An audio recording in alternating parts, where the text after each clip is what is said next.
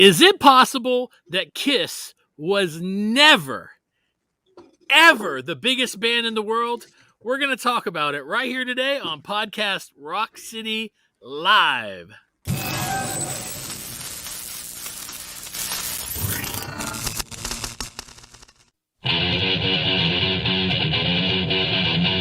Podcast Rock City.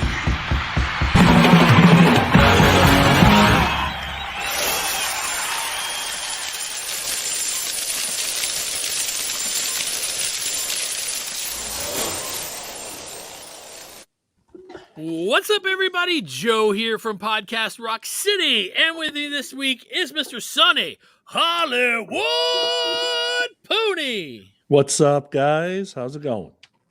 Mr. Joey Licious Casada. Yo! What's up, boys? I hope you're freezing your ass off, Pony.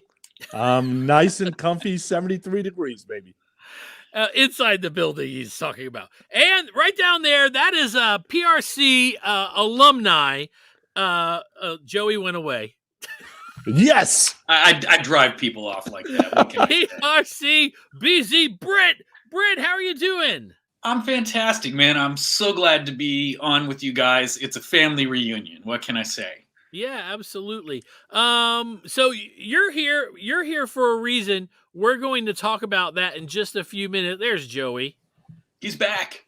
What did Sonny intimidate you? I hate that bastard. Okay, so some of you guys are wondering what Brent's doing here, and we're going to talk about that.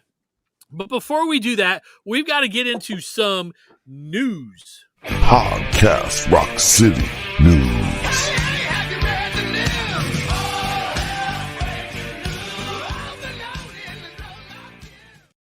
So I have some news. Look, I have news. Here's the news. They came through. My box set came.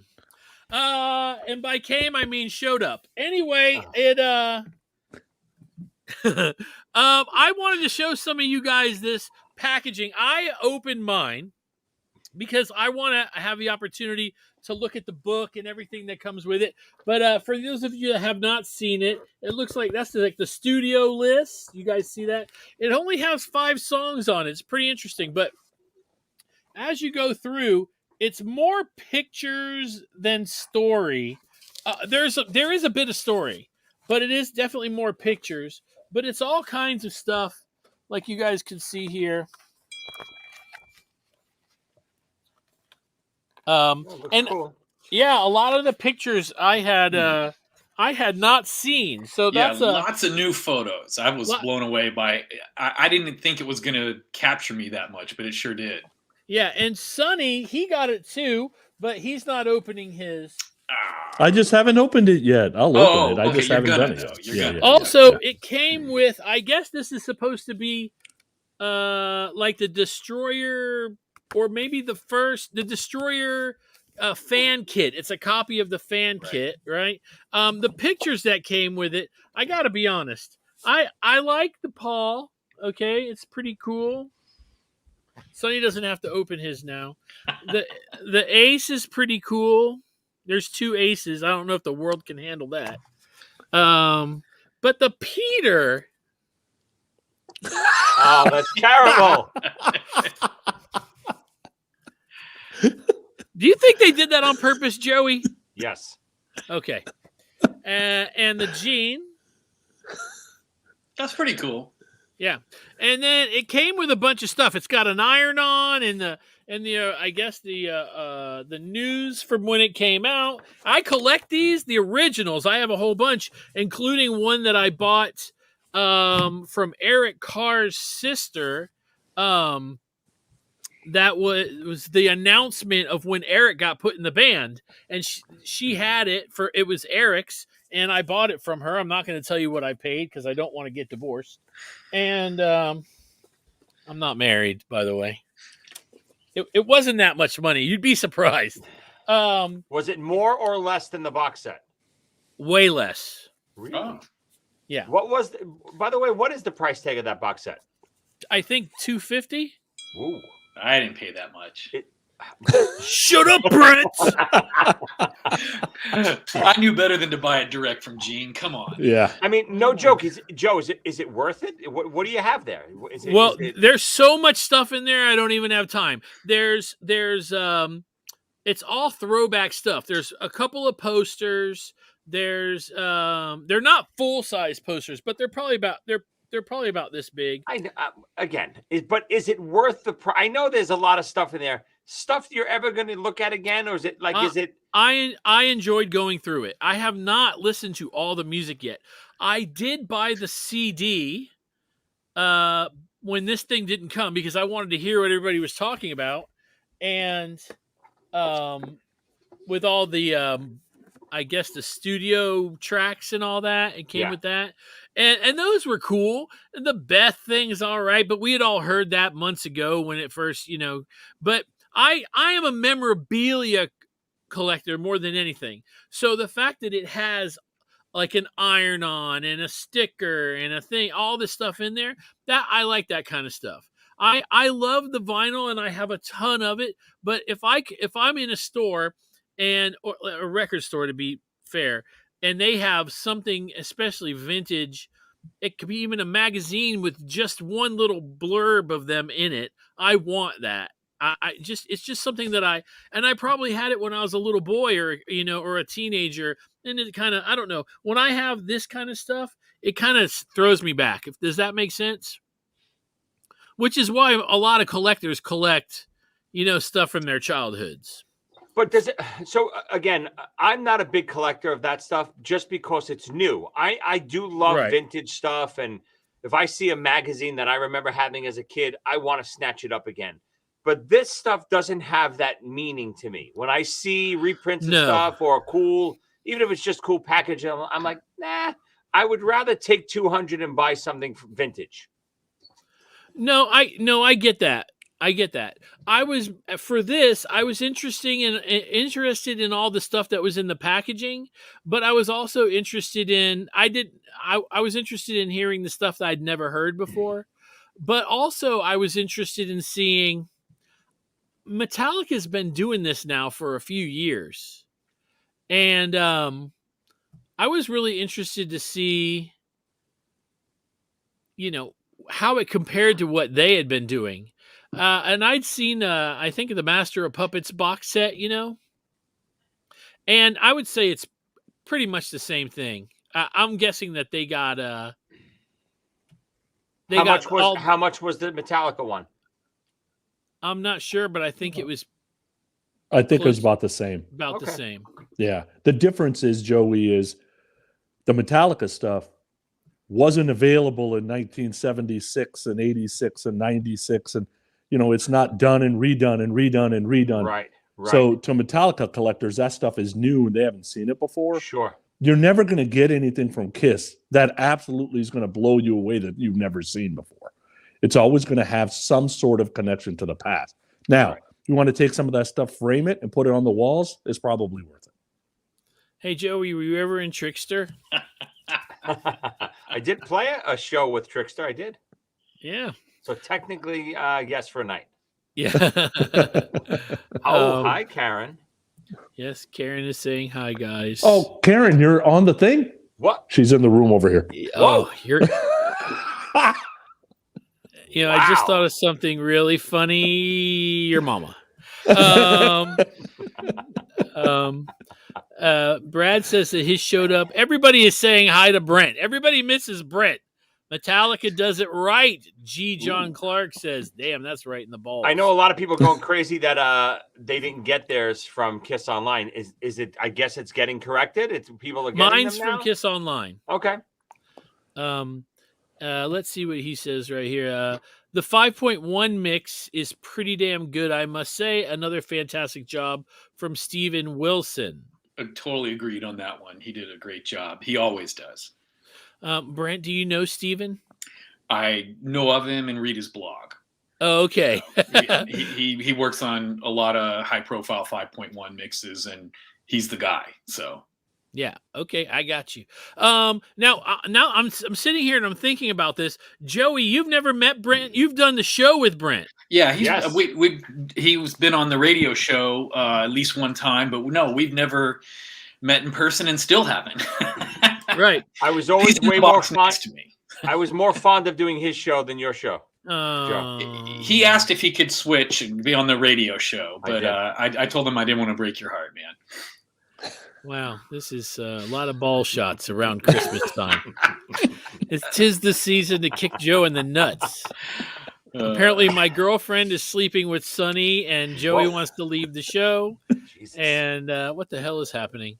Anyway, hi, Lisa. Thank you guys for tuning in. If you guys out there on Facebook and we can't see your name, you have to go and give them permission for us to see your name. We're going to get into something else here. It's Bruce Hulick's birthday today. Oh, sweet. Nice. That one of the sweetest people I ever met. And that's famous. You know what I'm saying? To us anyway. I don't know how world famous he is or anything, but I mean, I guess he is world famous. He's played all over, but you know what I'm saying? He has always been a class act. And we wish him a happy birthday. Joey thinks differently. I love Bruce. Are you crazy? You know what? I do have a little. I texted him earlier today, and I have not heard back from him. I'm a little upset. Hopefully, he's too busy enjoying his birthday. But that's true. That's true. It's all good. That is a complete possibility. Other than that, man, what I haven't really seen anything. Kiss is not on the road. Ace is not on the road. I actually got so tired of seeing pictures of Ace's feet that I left Facebook for 2 weeks. What is the deal? Listen, I'm going to tell you what it is. It's rubbing my nose and your nose and everybody. Well, maybe not Brent's nose, and maybe not Joey's. I don't. But it's rubbing everybody else's nose in the fact that all he does is sit around and watch movies. I know Brent loves movies. So how many films did you watch today? You're going to be very shocked at this. I have not watched a movie yet today. Oh my goodness. Is the key word. There'll be 2 down before I've got my eyes closed tonight. No problem. What's on the horizon tonight? What do you got? I got to finish off Mars Attacks again, and I don't know. I'm actually be hanging out with a friend. We'll probably see some obscure horror movies because that's another big thing of mine. But Brent, greatest horror movie of all time. Gene couldn't answer either. It was really hard for him. He said Hunchback of Notre Dame. It's a hard question. That's a really hard question. All right. Yeah, we'll think about it and we'll come back to that it. One. We'll table it. Well, super easy for me. Ain't never seen one. You've never seen a horror movie? Don't Not like even them. Jaws? I don't like no, never seen Jaws. I don't like that bloody crap. What the hell I mean, if this is not a reason to throw him off the show, I don't know what is. What is he even talking about? What never even in passing, your buddy had it on something on that one night? Your wife? No. Kids? Nothing. He's never seen a horror movie and he hates Rush, yet we still love him. So there's something wrong with us. And he thinks that, and he does not like Jeff Tate, which blows me away. It's like. Or any of the Godfather movies. I've never seen a Godfather movie, and I'm Italian. I finally saw all 4. It was a complete waste of my 12 hours. First, there's only 3 of them. Hold on. First. Yes. I saw the 4th one. There was some coda thingy. Okay. And I hear that you should only watch the first 2 anyway. No, they suck too. Godfather. Oh, Joe, you have the power. Press the eject button right now, please. Explode him. Put the Vinnie Vincent picture up right in his box. Give me Goodfellas or Heat any day versus Casino versus those stupid Goodfella movies or Godfather movies. God, I mean, any day. I mean, I never respected Pooney's opinion, but now it's like, why would I even listen to it ever again? Oh, have mercy. All right. We've got a couple of topics. We're gonna take a little time and talk to Brent about a project that he's got going on. It's super cool, super special, and that means we got to get to the topics of the week. Podcast Rock City topic of the week. Yes!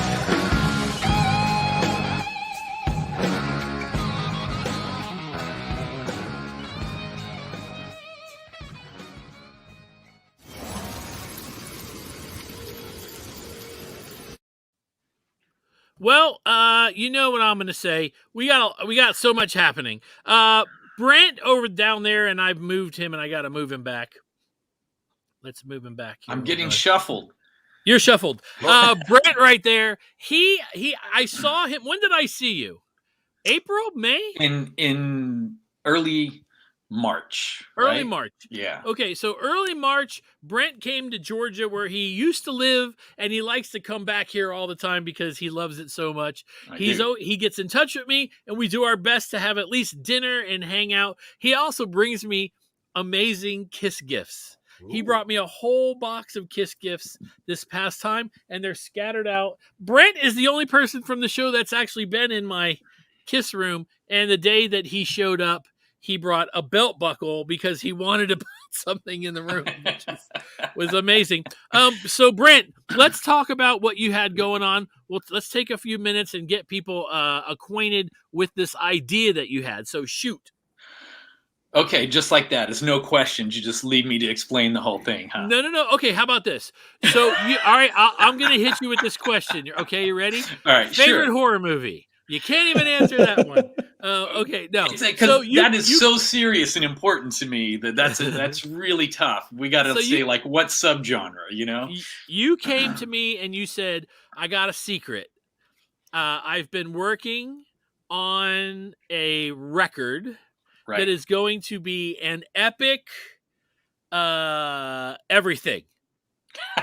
That's kind of true. Yeah, that's what I said. And it seriously is. You showed me the pictures. I got to see. I didn't get to hear any of the music from it yet, but I did get to hear. I don't remember anyway. I don't think I did. I saw pictures, the artwork and stuff like that, and you were like, "This is what it's going to be. It's going to be a record that is the soundtrack to an audiobook that you play at the same time." Right.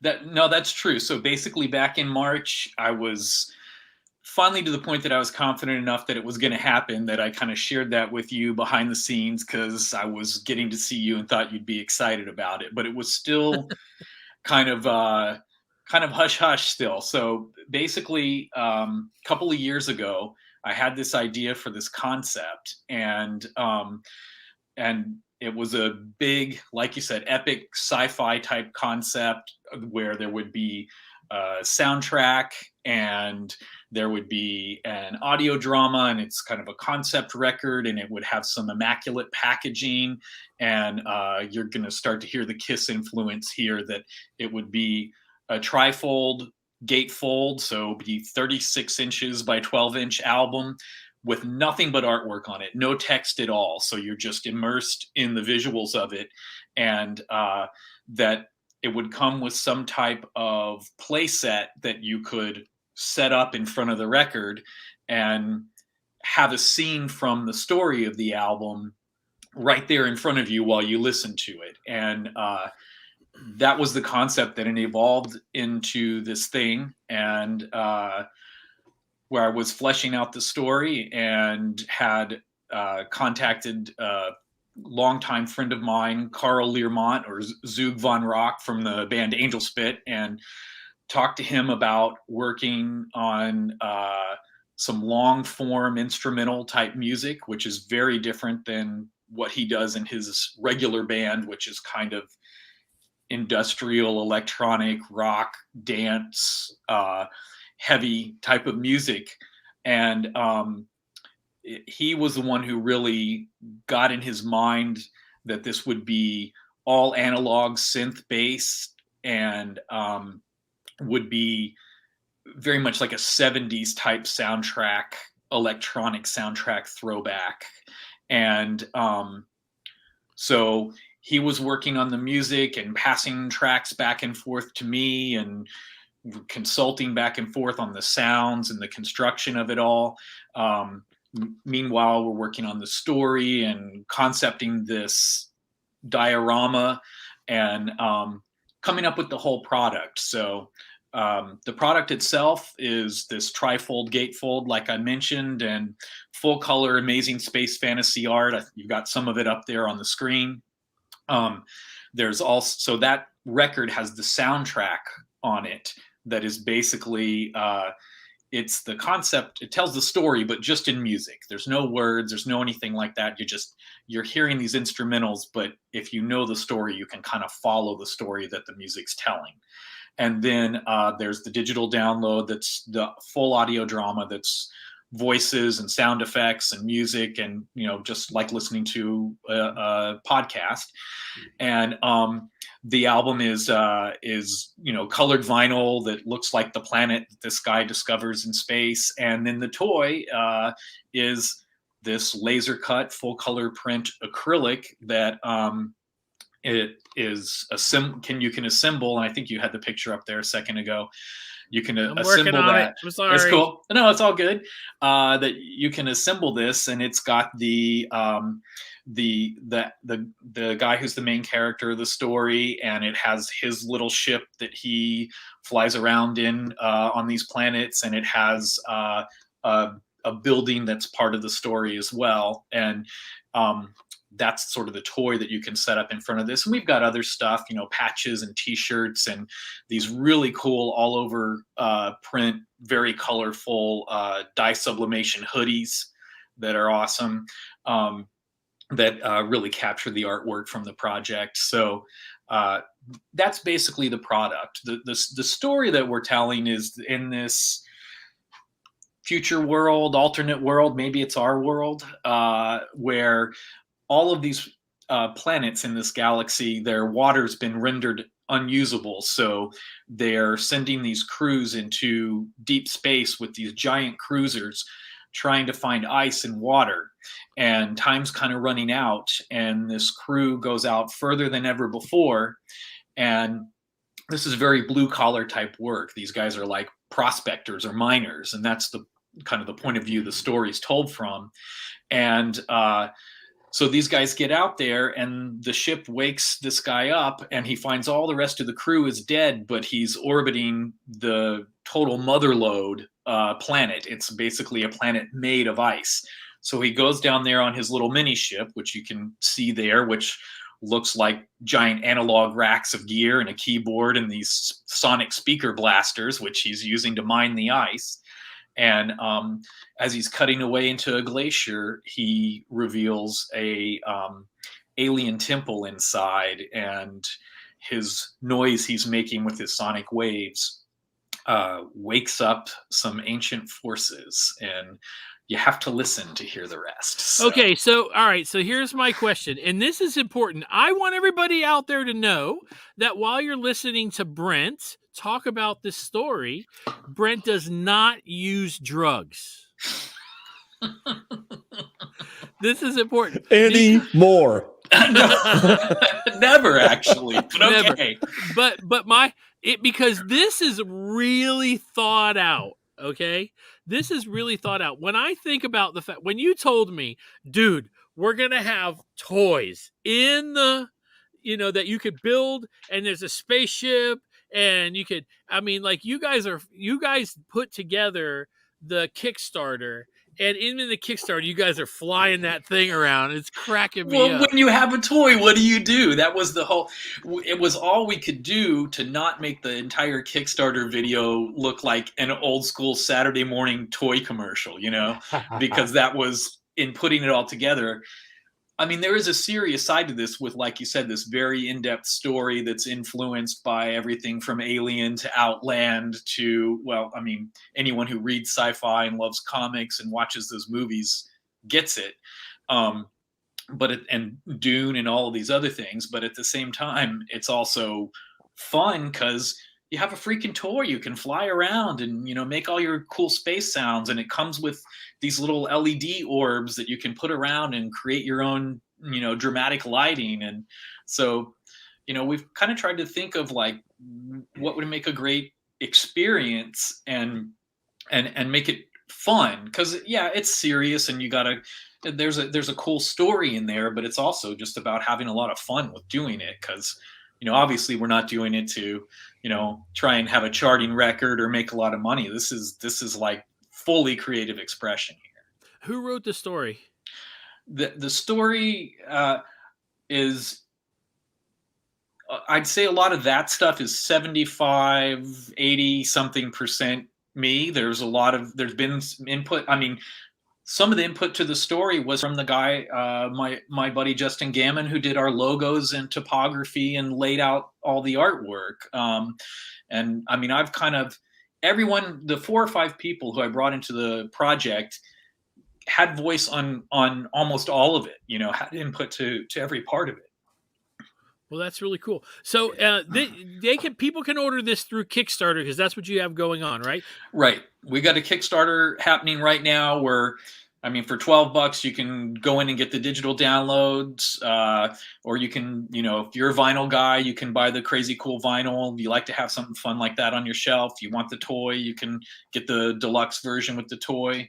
But one thing we made sure is we want people to have the music. We want people to have the story. So even if you just buy the t-shirt, you get the downloads. You know, we wanted to make sure that part of things got out there. Yeah, because that's the deal, right? That's the main thing.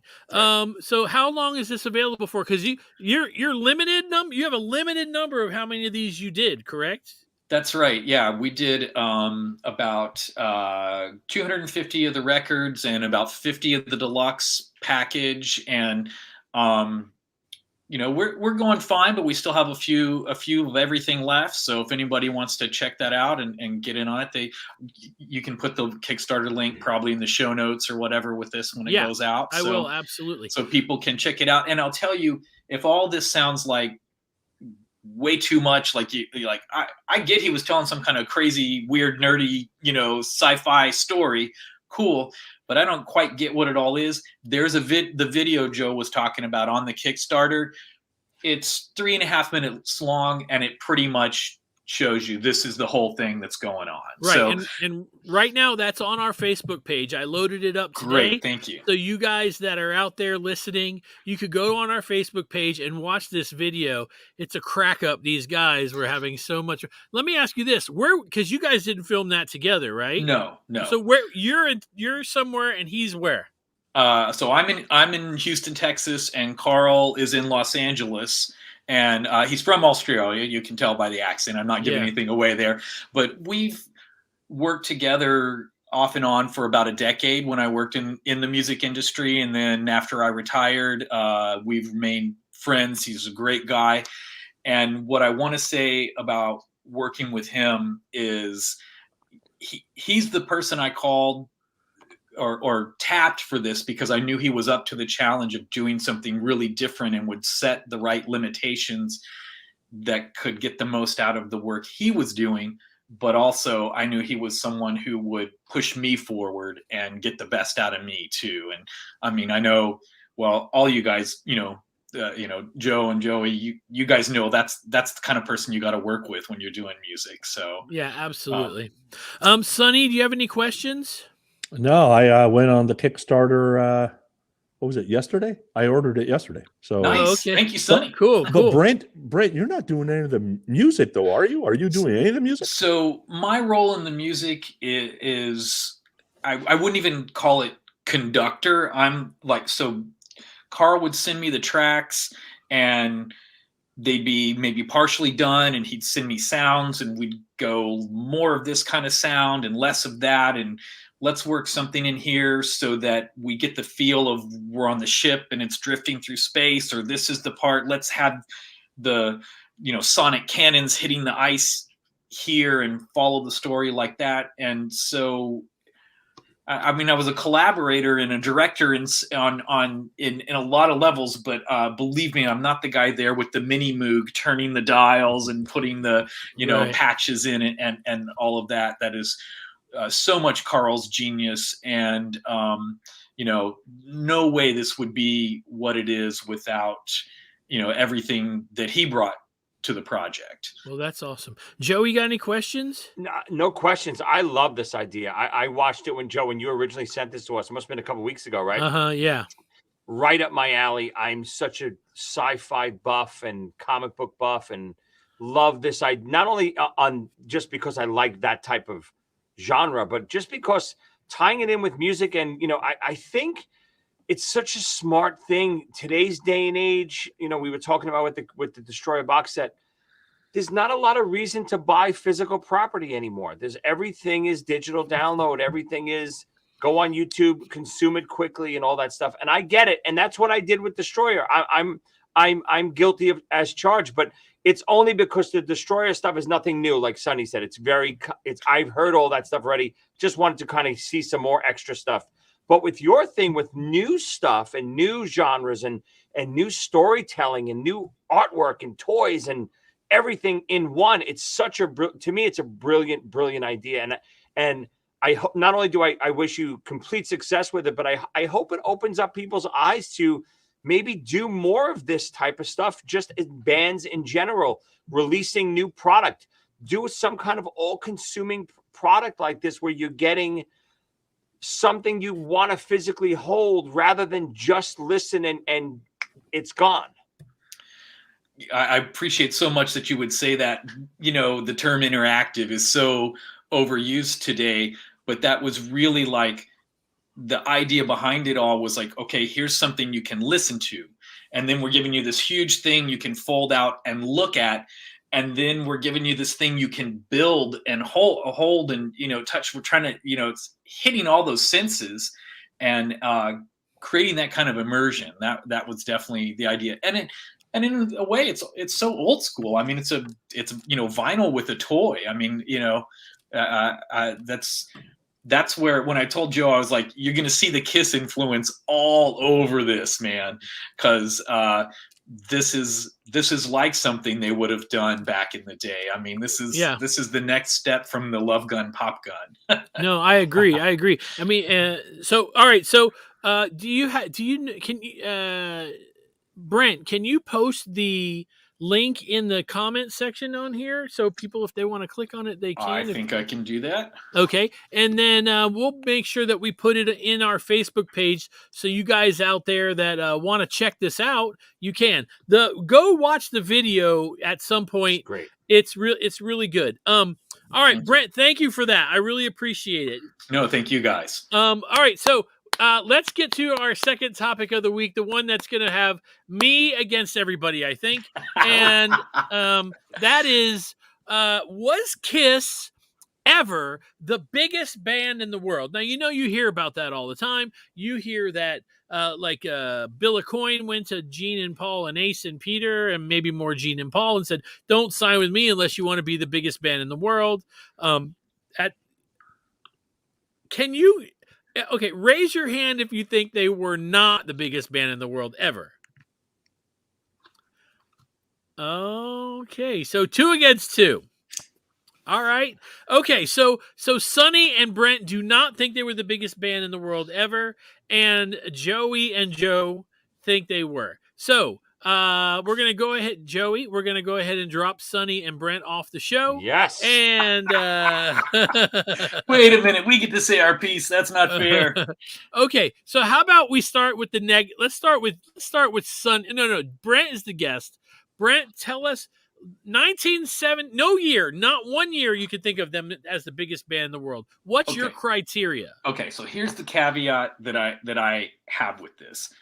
There are people who can legitimately say Kiss was the biggest band in the world. And here is who and when.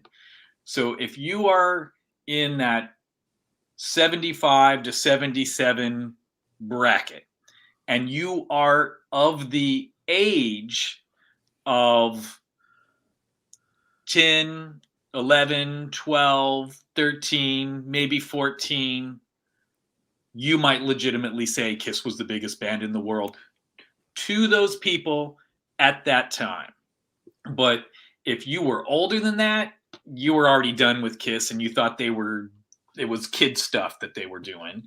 And, before that, they weren't big enough. And after that, things got real weird real fast. But there was that brief shining moment maybe in 76 where if you were kind of right on the cusp of puberty, Kiss might have been the biggest band in the world to you. But outside of that, I don't think they ever quite hit that mark.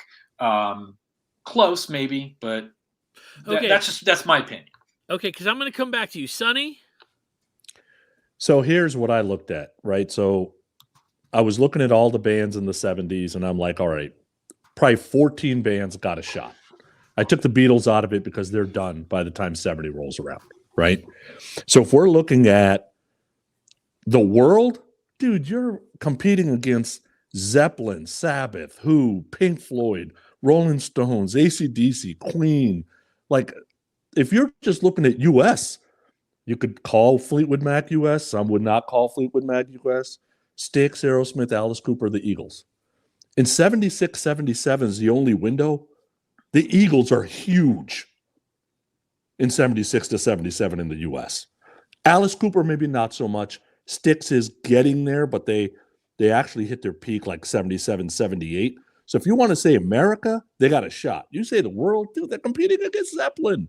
They have no shot. Right now, are they the coolest thing out there? And do people want to see them live because they're nuts? Absolutely. No doubt. They are the coolest out of these 14. There is no doubt in my mind. But besides that, I don't know if they're the biggest band in the world. Okay. All right. Joey, the rebuttal. Yeah, I think you're looking at it the wrong way.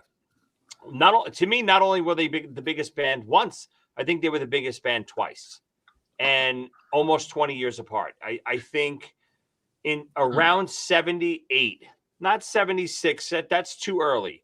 70. Again, you're not talking about just. I saw so many people comment on this topic this week. Record sales, and they never had this, and they never concert tickets, and that's not what we're talking about. Biggest does not mean we didn't say best selling. We didn't say who made the most money. We're saying pop culture phenomenon. There was no bigger phenomenon than Kiss in 78, I'm going to say. Bigger than Zeppelin, bigger than the Eagles. If you go down the street, and if you're in India, if you're in New York City, and you show a picture of Gene Simmons, and you show a picture of Don Henley, people are going to recognize Gene Simmons more. And that of course, obviously he has the makeup on. Of course, that's what I'm saying. Kiss was more recognizable. They had more magazine covers. They had more toys, and they were biggest pop culture phenomenon of those years out of the music generation bands that were out in that time frame. Even Zeppelin, was Zeppelin musically selling the most then, and Eagles sold more than them? Of course they did. But I don't consider that being the biggest band in the world. I think of recognizability as the biggest, being the most popular. If you can go on talk shows and anything that the logo Kiss comes up, everyone knew at that time what that was. Not so much the Eagles, not so much Zeppelin. Little kids didn't know Zeppelin. Little kids knew Kiss. There's a lot of little kids in the world. And I'm not saying they were the most popular band with the older crowd at this point, but they were still the most recognizable. I'll tell you what I think. I think that I always go back to a couple of things. One, nobody was dressing up like Stevie Nicks to on Halloween.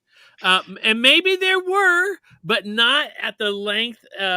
You could not walk into the Pantry Pride or the Publix or whatever. And I just threw out Pantry Pride. Nobody knows what that is. Weird, Joe. Weird. And yes, and get a vinyl costume with Stevie Nicks' face, and you put that on and you walk around and go, I'm a witch. Perfectly said. Belt buckles, yes, there were Eagle belt buckles, but it was one. And then Kiss had 50 belt buckles, and then T-shirts, and it wasn't like it's like these things were bought everywhere by everyone. You could go on any kind of a television show and hear Kiss get mentioned at some point back then, whether it was Benson, where Missy Gold wants to go to the Kiss concert and her father doesn't want her to go to the Kiss concert, so she lies her way to going to the Kiss concert, and it's a big spiel. Or Chips, when they have to have a bad guy who's a rock star, they make this Donnie Most, the redheaded Gene Simmons. He even breathed fire, I think, which was ridiculous. But I think that we might be going. Oh, and there was also a Gallup poll that picked Kiss as the biggest band over by fans over the Beatles and Led Zeppelin and Aerosmith. And now that is America, so that's not the whole world. But if you make it in America, you can make it. You're the thing everywhere. You hit it right on, Joe. When you're crossing over genres like that, when you're talking about just music or just TV or just comic books, yeah, you're pigeonholed. Zeppelin and all those other bands Sonny mentioned, yes, musically they were incredible, and we understand that, but they didn't have the power across these other genres and different types of media outlets that Kiss did. They just didn't do it. What didn't mean people liked them the best. It means they were the most popular, meaning they were the biggest, meaning everyone knew of them. Yeah. Brent. No, certainly considering you're talking popular, okay, and you're not just talking about the music. Are they the biggest band for their music? Image-wise, no, you got great points. You guys maybe right there for sure. What about we converted them? What do you guys think about 96 though? I mean, seriously, you don't think that they were the biggest band in 96? I mean, when they came back, it was a pretty big deal. They were the hottest ticket. They were on every magazine cover. They were selling out so many shows. I don't know about a couple of years later. I can't, but right. 96. No, and even the same thing in 78. I'm not talking about a big time period here. I'm talking about 6 months, a year, maybe. Right. Same thing in 96, Joe. That's what I said. They were the biggest band twice. 96, when they started that tour, they were the biggest band in the world again. Everyone who was anyone knew that Kiss reunited, and that Kiss was, everyone came out of the woodworks and wanted to go see Kiss. Everybody. Sonny. All right, let me back up. If we're talking pop culture, if we're talking marketing machine, yeah, nobody touches Kiss. I will tell you, the timing on this shit is amazing, right? Because 77, 78, radio, TV is becoming huge, right? There was a point in time in the 60s and early 70s where nobody had a TV. Right. And by the time you get to the early 80s, everybody has at least one, right? So between TV and print and radio, they're becoming huge. And then they come back in 96 as those people get into their 30s and have disposable income and will buy anything from their childhood that they couldn't afford because their parents told them they couldn't have it. Oh my God, the timing is amazing. This Kiss, I'm 100% in agreement with you. They are a thesis ready to be written by a marketing major. There is absolutely no doubt. Nobody touches them when it comes to being recognizable. That's now, when you talk about influence in music, blah, blah, blah, you probably have some arguments that there's some of these other bands that have influenced a lot more musicians. But people talk about Ace all the time. I'm surprised people talk about Ace a lot more than they talk about Gene and Paul when it comes to influence. I always wonder about that because I think it's the guitar playing and the guy looks like he's half-baked all the time. But that's beside the point. With Ace, it was style, I think. Yeah. With Ace, I think it was style. Yeah. Marketing-wise, yeah. I guess I didn't look at it that way. I was looking at just overall scope of how big is this band in the world? Who could sell out an arena right now? Who could sell out a stadium right now? Right? If Plant decided he wanted to sell a stadium right now, he could. Right? I'm not sure Kiss could, but that's all timing too. So I guess, yeah, marketing-wise, I'm in agreement. And there's other things too. I mean, I just remember reading. I read this book where it was all kinds of music statistics, like when Kiss did certain things in certain places, like they were selling out the Budokan and breaking the Beatles record for being there, or they broke Elvis's record in a few different places. And to do that, it's just not. The average band just couldn't do it. As much as I love a band like the Kinks, they couldn't walk into the Budokan and sell it out for 3 nights. So how about this? why don't let's shrink this. So do you guys still would you say that Kiss was ever the biggest rock band in the world? In America, you would agree, yes, not in the world. In the world, like, would you say in America, Kiss was the biggest rock band or the biggest band in America at any point? Brent?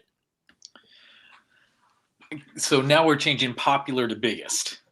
And well, the wording is important. Believe me. I agree. Okay, so the most, well, I meant biggest and popular at the same time. I kind of meant them together. So we could either one. Well, originally when you told me this was going to be the topic and I started kind of mulling it over, I thought, to the whole nation, probably not. Maybe just, people who were kind of coming of age when they were really hitting their stride and had their full on lunchbox marketing machine, the whole, all that gear.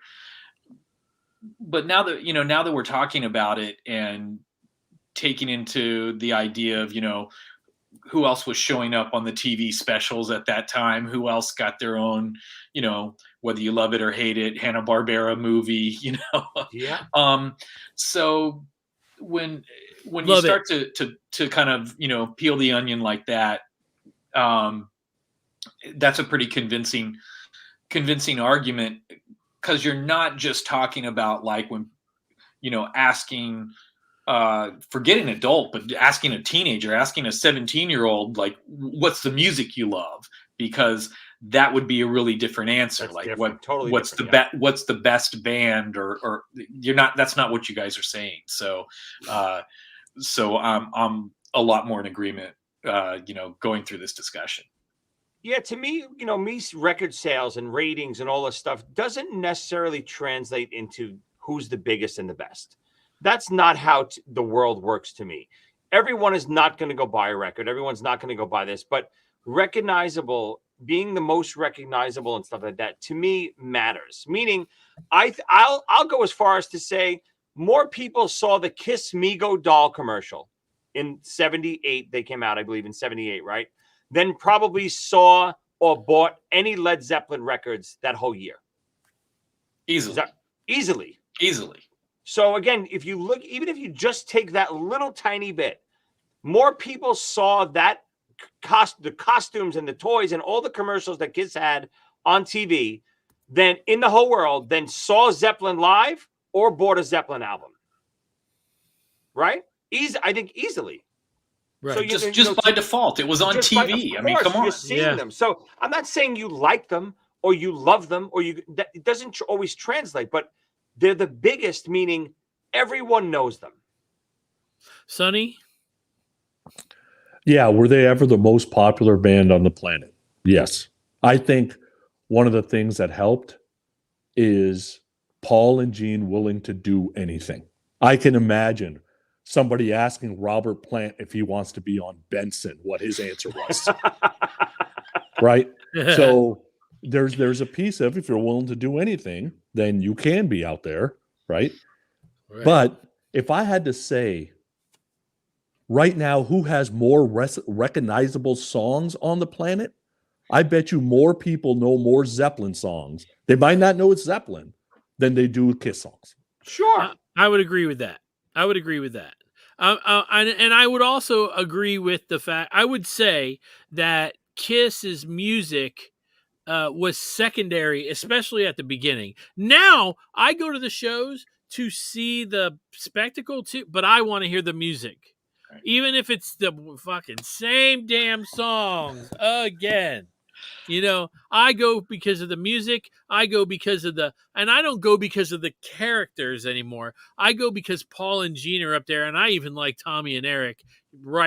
Send your letters to podcastrockcity1. That's the number one. At gmail.com. And you can tell me how wrong I am about that. But the music still had to be good enough to keep people there, because you could go and see a magician all day long, and for me anyway, if the hot girl that isn't there to get sawed in half, I don't give a shit anymore. I've seen other people do that, so I always felt like the music was, it became way more important to me than the spectacle. Obviously, because Kiss was able to take it all off and get rid of 90% of it, except for the bombs and the jumping around, and go on tour, and they still were able to hang in there. I'd also agree that if there's no MTV, nobody would have been able to replicate what Kiss did, because that whole piece of "we want to see you without your makeup" would have never been replicated again, and MTV wouldn't have been making Bon Jovis, right? So it would have been different. Everybody's giving some really good opinions here. We really appreciate it. You guys, you're really hitting it on the mark. Everybody is different, though. Everybody is different when it comes to how they feel about it, and that's why it's such an interesting thing. The reason why this came up was somebody posted on our iTunes account that they loved the show, but we needed to go ahead and stop calling them the biggest band in the world at any point, because they were never the biggest band in the world. I can read that to you guys. Actually, it says, love the show and Kiss, but let's stop saying that Kiss was ever the biggest band in the world. That was never the case. Zeppelin and Floyd were far bigger than Kiss during the peak period of Kiss. Kiss wasn't even the biggest band in the U.S. at that time. Fleetwood Mac and the Eagles were much bigger also. Kiss never had a diamond or double diamond album, and they never made the type of money that those bands did. Brent, how many records you got to sell for a diamond? 2 million? 10 million. 10 million? Okay, 10 million. 10 million. Yeah. But that's kind of his point's kind of true, because he's going back to those markers that Joey was saying. Those aren't the markers we're looking at. We're talking pop has the most presence in the public's consciousness. That's a real different thing from saying the best rock band. That's a whole different category. And this whole thing has got me thinking about something I can say that this is 100%. It's funny, but it's also 100% true. To this day, my mom still thinks Pink Floyd is a guy. Okay, where's Pink Floyd? Which one is he? But Kiss, she can go, just go right to exactly who everybody is, what their look is, knows exactly, and that's just because she reads the newspaper, and so that's where I gotta go ahead and change over to what Joe and Joey are saying, because that's on the mark from that angle. I get it. And the wording matters, right? So I was thinking about TV. In our generation, when we were kids, who was the biggest TV actor out there? I have no idea, but everybody knew the Fonz. And the Fonz was not the biggest TV actor in our lifetime. Right? So, there's times I can't even remember anything but his name was Arthur Fonzarelli. Like, I can't remember anything besides that. Right. So, that's where it seeps into pop culture and lives forever. That's a whole different ball of wax there. I got a funny story. When you said your mom thought Pink Floyd was a person, my wife, a funny story with my wife. I'm at a concert. I'm about to perform, and my wife's there. She has a Leonard Skinner shirt on. Oh. and I'm outside with a group of people, and the drummer for Leonard Skinner, Michael Cotoloni, was there, and he goes, "Oh, that's great shirt," and he points to my wife, and she goes, "Oh, I don't even know who this guy is." Oh, ouch! I'm like, "Thanks, hon. Good work." That's awesome. Hey, by the way, I also noticed I've seen pictures of Joey's wife, and he too has outkicked his coverage. I want everybody to know that. It's a popular theme on this show. She is dating down. That comment about the People's Choice Award, right? So there's one thing, because Kiss won a People's Choice Award, so doesn't that make them the biggest band in the world because that's what the People's Choice Award is? Again, if somebody told David Gilmour they won a People's Choice Award, I don't think he's going to show up. No. So you go to the next level, and I'm talking about bands. I hate Pink Floyd. I don't like anything about Pink Floyd. But the reality of the situation is somebody calls Gilmour, he's not taking a People's Choice Award. Well, I mean, Vanilla Ice won a People's Choice Award. So, to be fair, at that point, Vanilla Ice was probably the biggest rapper in the world, the fastest, biggest selling rap album of all time at the point. I think it was. Joe, you got to tell who put the comment up on our page that said that. It was a Facebook user one. Okay. It was a Facebook. Yeah. By the way, we love them. We're not knocking your comment. We're just discussing it. We're discussing it. No, I don't want to make sure. Here's why I don't like them. I'll make the perfect argument. Here's why sales and money doesn't matter. The movie Avatar, right? Biggest grossing movie of all time, right? Avatar, right? Is that a bigger movie than Wizard of Oz? Oh. Is that a bigger movie than even Star Wars, the first Star Wars? No way. No, that movie sucks. Not. Wow. Most people don't know that movie Avatar. You say Wizard of Oz, everyone knows it. So who's better off? Because James Cameron made way more money with Avatar than Wizard of Oz. Yeah, is that better for him? Of course it is. But that doesn't mean it's the biggest movie in the world. It's the top grossing movie of all time because of inflation and all this other stuff. But it doesn't mean it's the biggest movie of all time. Just because you made the most money and sold the most records and the most people went to see your movie in the theater doesn't mean you're the biggest. This is why I think KISS 2.0 will work. Because you cannot let the brand name go. Nike will be forever. Somebody will pick Nike up. Coke and Pepsi will be forever. It's when you get a brand name that everybody recognizes. Yes. You cannot let that go, even if you're gone. Yeah. Yeah. No, I mean, Hendrix, I mean, you can get a tie, a Jimi Hendrix tie, and, it's just one of those things. I think that we've changed. We kind of worked our way around this discussion. We changed it a little bit. So pop culturally wise, they have been the biggest band in the world at some point. Yeah.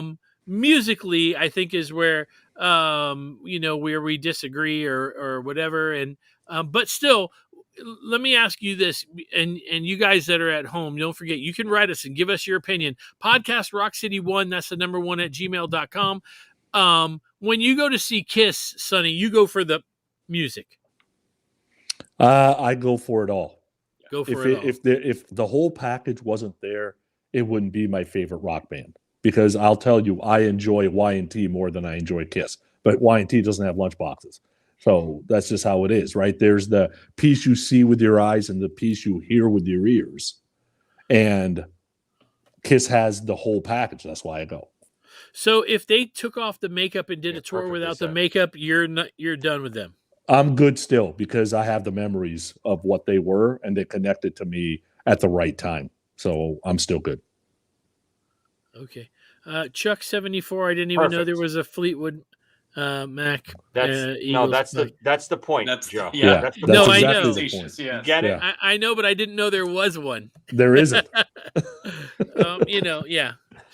Brent, when you go see KISS now, besides being able to sit next to your neighbor that lives next door to you at the concert, that was weird. And we'll tell that story I'll let Brent tell that story when we get off the air because it is really an amazing story. You guys will have to we'll hear it another time, but you go for the music for the whole thing. Well, I definitely go for the whole thing, but I love KISS music and I don't collect the stuff. And when new stuff comes out, I want new music or versions I haven't heard or I want to hear something new or watch something new. I don't want just new stickers or whatever. So, I mean, if they did a tour with no makeup and no lights and no anything, man, I would be there in a second. I might actually be more excited about that because I've seen the spectacle dozens of times at this point. So if they did something where man, it's just about the music and that's what we're going to do this time, I'd be like, great, something different, something new. So yeah, but I go for the whole thing for sure. And Joey, you love the music though. Yeah, I mean, again, I got into it because of the superhero aspect of Kiss. Of course, I was 5 years old. I don't think I would have ever been a fan of Kisses if it wasn't for all of that stuff, the comic books, the toys, the image. I don't think I would have ever even given the music the chance. But because I did, and it opened that world up to me, yes, I'm in it for everything, but I'm in it for the music first, of course. Cool.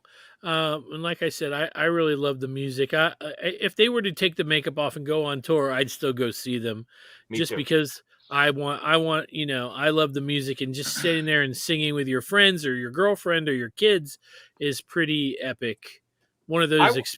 I want anything different from Kiss. I don't care if it's makeup on, makeup off. Do something different. Stop. Listen, I loved it when they did the reunion and I toured with them and I loved it. But 20 years later, it's very stale now. It's very fucking stale. You got to do something a little different, whether it's a new record or I know they're changing the costumes up, but do something a little different. Anything. Let me tell you how I know Joey's serious, because I think he has never cussed on this show. Except for calling Sonny a son of a bitch or a bastard. That's true. And he just used the F word. I think he cussed when we said Soul Station rocks. Oh, ouch. What I mean by different, not that different. All right. So I think we've talked this into the ground. You guys out there, let us know. Podcast Rock City 1. That's the number 1 at gmail.com. Send us your ideas. Now, listen. If you guys are listening and you have not joined in on the live show yet, you can do it through the Facebook page or the YouTube page. I'm like 6 or 7 subscribers away from 400 subscribers, which would mean that we got 200 new subscribers this year, and I don't even really push it. So that's pretty good because I'm lazy. There you go. So if you guys know anybody, share the show. We really appreciate it. Brent, before we go, tell everybody again the name of the project and how they can find it. So the project's called Sequence 1 Glass Jar is the name of the project, and they can find it on Kickstarter. It's just go to Kickstarter.com and search Glass Jar, and you will find it. The links are going to be in the show notes, and check it out, please. And it is not for everybody, but if you have ever been called a nerd because of the book tucked under your arm, or because you spent all day Saturday watching Blade Runner, this is for you. So do check it out. Thank you very much. It's great to have you back on, man. Sonny, do you have anything to add? Brent, good to see you. Listeners, thanks for listening. And Manichetti, we need lunch boxes. That sounds awesome. Get an extra large one for Sonny. Got to be able to put a 12-inch sub in there. Joey. No, Brent, it was great to see you again. Love having you on. It was great to catch up. I love the idea of the project. I'm going to go out and grab it right now. As always, my show Top 5 with Joey Casada's on YouTube and all the streaming platforms. Check it out. We got a couple fun topics coming up. You'll enjoy it. Absolutely. And you know what I'm going to say? We love podcasts, and we love Kiss podcasts, most of them anyway. And you're going to hear the commercials for all the ones that we love right after this in 3, 2, 1, peace.